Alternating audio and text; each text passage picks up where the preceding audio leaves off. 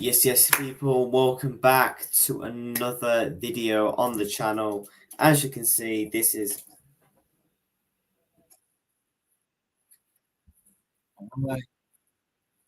Apologies about that. I don't know why that's echoing. Great start. But yeah, let's get straight into it. So obviously we're back with some LFC daily news. We're going to look through the echo, see what that's saying. We're going to speak about the title race. We're going to speak about João Palhinha being linked to Liverpool and a little bit also with the injuries as well. So let's get straight into it. Let's get straight into the article.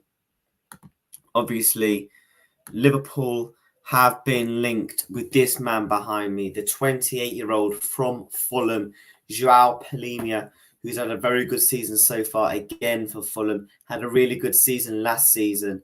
And this is a perfect transfer that makes sense for Liverpool Football Club to complete. He wants the move. He did put in the transfer request in the summer. He was going to go to Bayern. All the documents were sorted. Then the deal just collapsed out of nowhere. And Liverpool are the newest club to be linked to João Palhinha. For me, he was one of my dream signings last season. It makes sense for £60 million. If I go on to LFC Transfer News, they did do a little bit more on it. Let me get that up for you. Yeah. So according to Fraser Fletcher from Team Talk, João Palhinha's 28-year-old representatives have held conversations with Liverpool, Arsenal and Man United. Palhinha would much rather stay in the Premier League than move abroad. Fulham expect a £60 million fee. This makes perfect sense, and I think it makes more perfect sense for a club like Liverpool, mainly because if you look at all the clubs, why is he going to want to go to Manchester United when he can go to like an Arsenal or he can go to a Liverpool? Because Arsenal are pretty stacked in that sixth role. They've got Declan Rice, Thomas Partey. I've seen the links. They want to get rid of potentially Thomas Partey to bring in João Palhinha. João Palhinha walks into Liverpool's team. We've not got a natural six in there. We're playing currently Alexis McAllister. For me, he's not a natural six, and we can't keep doing that if we want to win the league title. This is a perfect chance to get this man. He's 20 years old. He's in his prime. He's not slowing down. And then what we go and do is we go and get an understudy in the summer to be the understudy for Palhinha. So Palhinha will become our DM for the next 3 to 4 years. Then when our understudy is ready, he'll come in and play. This is why I wanted Lavia, mainly because I think my laptop's actually going to die, you know. What percent's it on? 19, oh, that'll be all right. And this is why I wanted Lavia, because it'd be the understudy to João Palhinha. It makes so much perfect sense to get this deal done. He's one of the best DMs in the league. And yes, we need reinforcements in other areas, like the centre-back role. You could argue maybe a full-back as well, possibly another left-back. But this is my dream signing right now. And this is a signing that gets done quite easily. Palhinha wants to move to a bigger club than Fulham. He wants a bigger new challenge. And Fulham wants 60 million. And the thing is, we've shown we have got money because we bidded £111 million for Moises Caicedo. We was willing to pay the £111 million to break the Premier League record for a Premier League player. So FSG and everyone else and all these FSG top reds and stuff can bin your excuses in the bin because we've shown we've got money. We've shown our hands. We've shown our cards that we have money. So we can't hear this nonsense. Oh, we've got no money. No, we bidded £111 million for Moises Caicedo. We was willing to get. We had medicals. We had everything booked. It wasn't a flipping fast or to try and do this and that with other transfers. No, we had everything booked, ready for the man, and he wanted to go to Chelsea for the money. And how stupid is he looking going to Chelsea when they're mid-table and we're top of the league? Same with Romeo Lavia. You know, we was offered him more money than Chelsea, but he wanted to go to Chelsea for the money. So, you know, you two can stay at Chelsea. We'll go and try and get Palhinha, man. And I just think this signing makes perfect sense for Liverpool. I think this is a really missed opportunity, especially with Arsenal that's going to be strengthened in January. They're going to be bringing in players, potentially Ivan Toney, Pellegrini they've been linked with. Man City's going to go and buy players because they know people like Calvin Phillips aren't good enough for the football club. So they have high standards. We should have high standards too. We're the biggest club in English football. We're in a title race. Nobody thought we would be in a title race. This is a free hit season because our goals for this season was to try and win a League Cup and the Europa League and get back into Champions League football. Nobody, not me, not really anyone predicted Liverpool to be top and nearly at Christmas, with a couple of points clear of Manchester City. You know, they've got a couple of problems going on right now. It's not that they're playing scintillation football. They've only won 1 win in 5. They've got De Bruyne coming back. They're in the Club World Cup, so they're going to be coming off a high when they probably win that.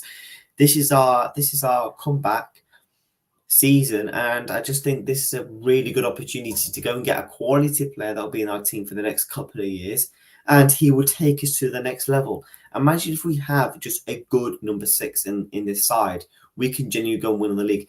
Now, if we go and sign a Pellegrini, who in my opinion is one of the top 5 best DMs in the Premier League right now, we can definitely go and win the league this season. This is a wide open season between Liverpool and Arsenal and Manchester City. This is a really, really good opportunity. And £60 million is not that much in this market for a player that is quality from Fulham, one of the best DMs in world football. And he walks straight into our team. And I think Pellegrini will definitely bite at the opportunity of coming to Liverpool as well.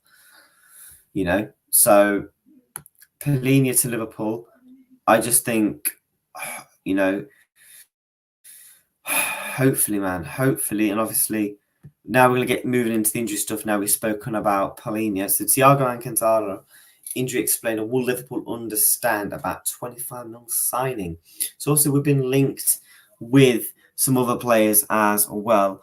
Jurgen Klopp, Thiago has undergone surgery on his injury issue, and Jurgen Klopp is hopeful of having the 32-year-old back in for the new year, which will become a major boost as Liverpool look to maintain their Premier League title tilt.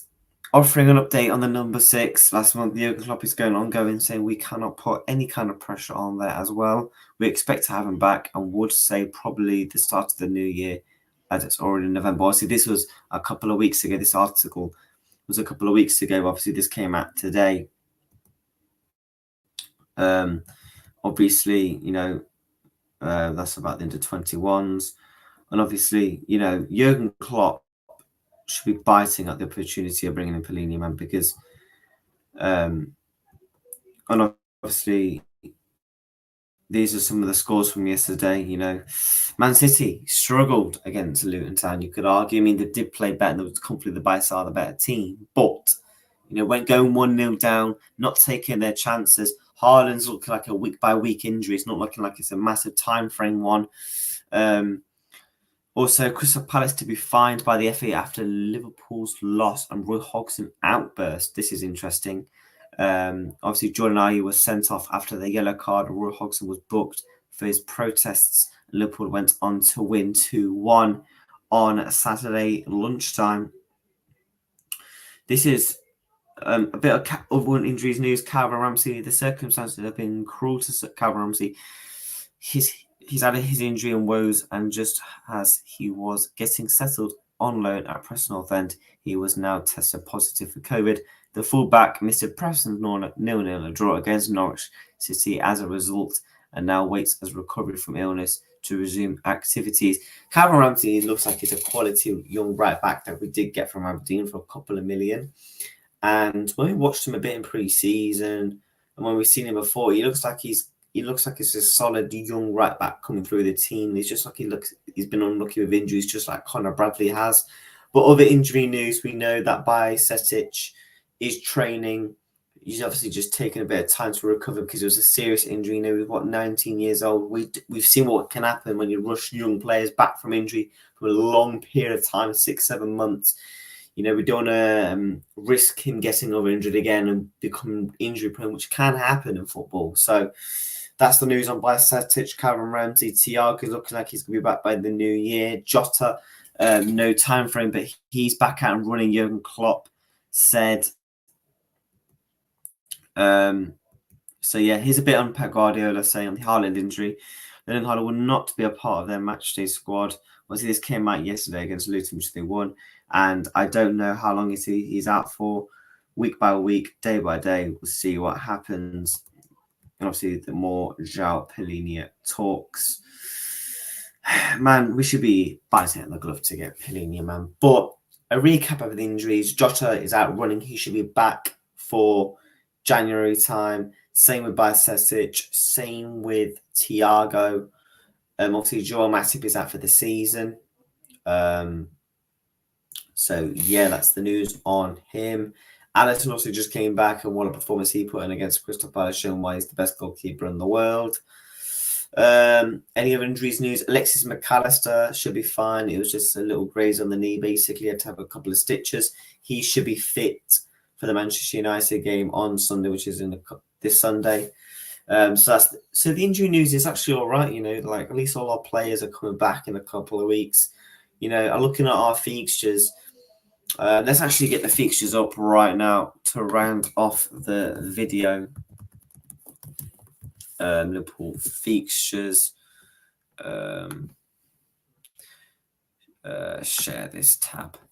So obviously you can see the fixtures are coming up. We got Union Saint-Gilles in a couple of days in the Europa League. I expect Jurgen Klopp to put out a very CD team. No risk of injuries. Do not play any of the first teams.